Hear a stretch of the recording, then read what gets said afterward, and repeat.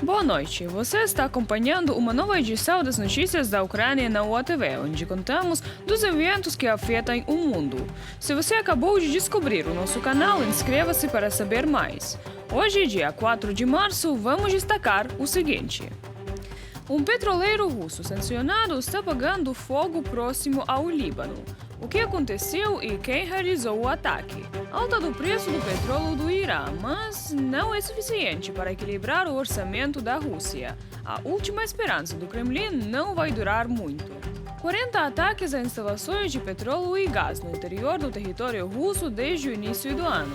O show de fogo das forças ucranianas continua. As imagens mais fascinantes estão em nossa reportagem. O petroleiro russo Arctic Metegas, que transportava gás natural liquefeito, pegou fogo no mar Mediterrâneo, próximo a Malta e ao Líbano, após sofrer um ataque. O navio apresenta um buraco na sala de máquinas, irreparável, e a explosão foi tão forte que o petroleiro quase se partiu ao meio. As Forças Armadas de Malta informaram ter recebido um pedido de socorro e despachado unidades para o local. Segundo a Reuters, a tripulação, composta por cerca de 30 pessoas, foi encontrada em um bote salva-vidas na região de busca e resgate do Líbia e está em segurança. Uma fonte da Reuters relatou que o ataque pode ter sido realizado por um drone militar marítimo. Suspeita-se da participação da Ucrânia na operação, embora nenhuma evidência oficial tenha sido apresentada até o momento. As forças ucranianas não confirmaram nem negaram o ataque. O petroleiro Arctic Metegas está na lista de embarcações sancionadas pelos Estados Unidos e pelo Reino Unido devido a seus vínculos com o setor energético russo. Moscou busca aumentar suas receitas com petróleo em meio à alta dos preços devido à operação dos Estados Unidos e de Israel contra o Irã. O presidente Zelensky explica como isso pode e deve ser contrabalançado. Ataques de longo alcance, apreensão de petroleiros da frota fantasma russa e outras medidas de responsabilização. Existem diferentes medidas para reduzir as possibilidades de suas exportações. Além das nossas respostas internas de longo alcance, ainda existem algumas soluções. Sanções relacionadas a petroleiros, empresas e entidades de transporte de carga. Restrições direcionadas a capitães e tripulações. E também a possibilidade de que esses petroleiros não sejam liberados posteriormente. A repressão à frota fantasma da Rússia entrou em uma nova fase, mais agressiva. Desde o início de 2026, forças navais ocidentais interceptaram e apreenderam com sucesso várias embarcações-chave usadas para contornar sanções globais contra o petróleo. A operação mais recente, denominada Blue Intruder, ocorreu em 1º de março de 2026, quando forças especiais belgas, com apoio aéreo francês, abordaram um petroleiro e serra no Mar no Norte. A embarcação foi encontrada navegando sob uma falsa bandeira da Guiné, com toda a documentação falsificada. Isso ocorreu após a apreensão do petroleiro Mariner, anteriormente Bella 1, pela Marinha dos Estados Unidos no Atlântico Norte, em janeiro, apesar da tentativa da tripulação de pintar uma bandeira russa no casco para evitar a captura. Ao todo, existem 600 embarcações da Frota Fantasma em listas internacionais de monitoramento, mas o número real é obviamente maior. Analistas estimam que a frota inclua 940 navios, ou seja, a cada 6 petroleiros no mundo, um pertence à frota fantasma russa. Ainda há, portanto, muito trabalho a ser feito. Centenas de petroleiros em conformidade ficam presos enquanto o Estreito de Hormuz quase paralisa o tráfego de Golfo. Cerca de 200 petroleiros de comércio internacional não sancionados estão efetivamente encalhados no Golfo Pérsico após a paralisação total dos movimentos de embarcações pelo Estreito de Hormuz. O congestionamento é mais crítico entre os navios petroleiros muito grandes, como atualmente 60 deles dentro do Golfo, sendo 13 atacados em terminais de carregamento. Outros 33 navios estão ancorados, enquanto 14 seguem em baixa velocidade, enquanto proprietários e afretadores deliberam sobre a próxima ação. Segundo dados ao Lloyd's List Intelligence, a interrupção deixou os petroleiros em conformidade ancorados, atracando-os nos terminais ou em navegação lenta, enquanto os operadores aguardam clareza sobre as condições de segurança, que não são nada promissoras. Para melhorar a situação, os Estados Unidos prometeram fornecer escolta para os petroleiros, garantindo o transporte seguro de petróleo no Golfo e na região. Espera-se que essa medida alivie as tensões e permita que os mercados se acalmem.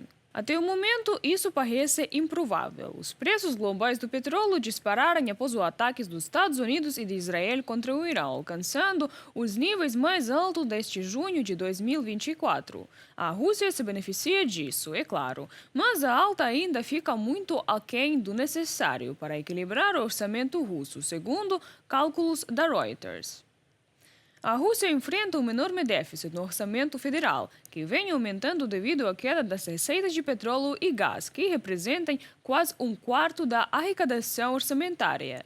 Enquanto o preço global do petróleo bruto ultrapassou $83 por barril na terça-feira, o petróleo russo é negociado com desconto sancionatório em relação ao referencial internacional Brent, contribuindo para os problemas orçamentários.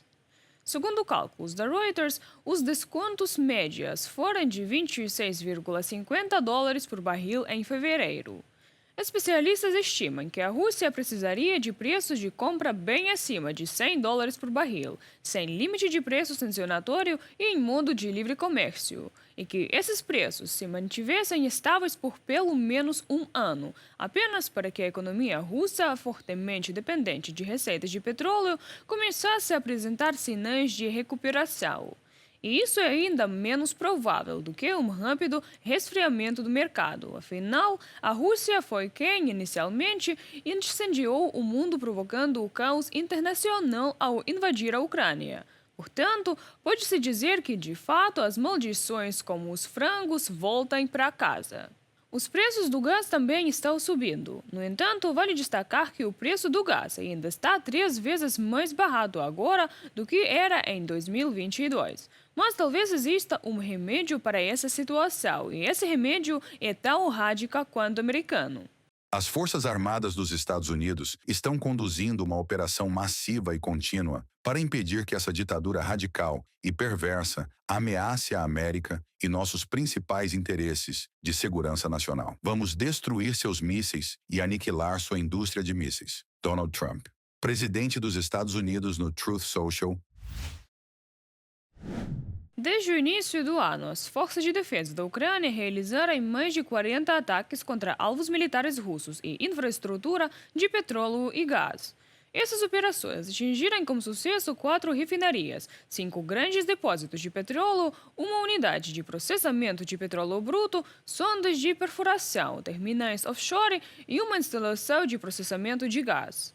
A Ucrânia afirma que seu objetivo é desmontar sistematicamente as principais fontes de receita de Moscou e forçar um déficit recorde no orçamento federal russo. Os ataques mais poderosos das forças de defesa da Ucrânia foram reunidos em uma reportagem especial para você. Na noite de 2 de março, as forças de defesa da Ucrânia atingiram o terminal petrolífero Cheskaris e a base naval em Novorossiysk, informou o Estado-Maior das Forças Armadas da Ucrânia.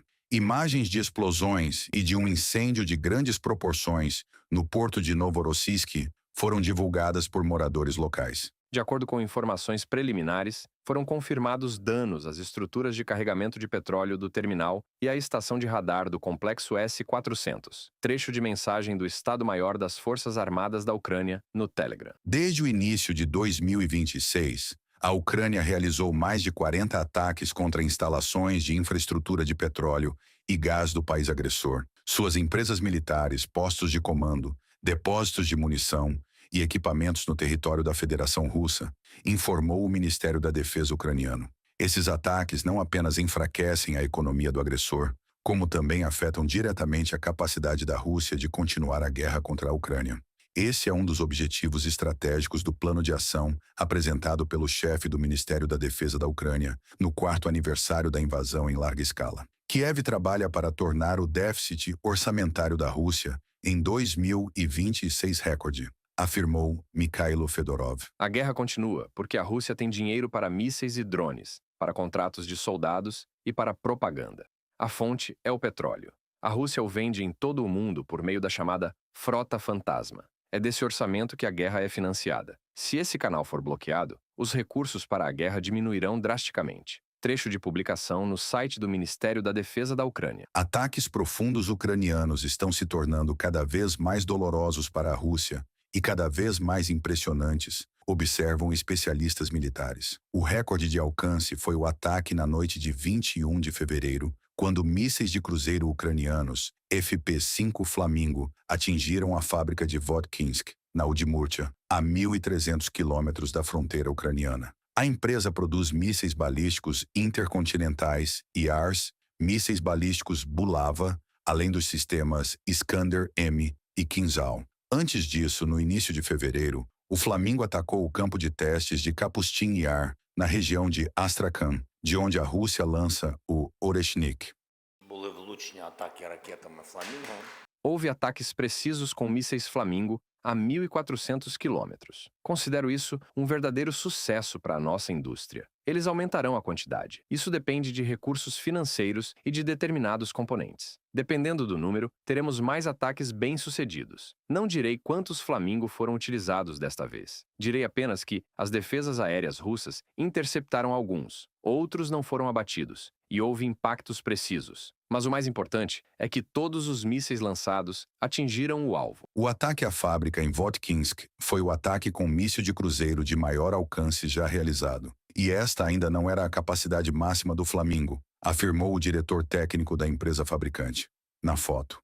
Imagens de satélite feitas no dia seguinte ao ataque e publicadas por projetos OSINT registraram um grande buraco no telhado da oficina. Segundo analistas, trata-se da oficina de galvanoplastia e estampagem, responsável por parte do processo tecnológico de produção dos corpos de mísseis. A Ucrânia está atingindo sistematicamente sistemas russos de mísseis antiaéreos e radares. Essa estratégia de cegamento permite que drones e mísseis ucranianos contornem a defesa aérea russa, explicam especialistas.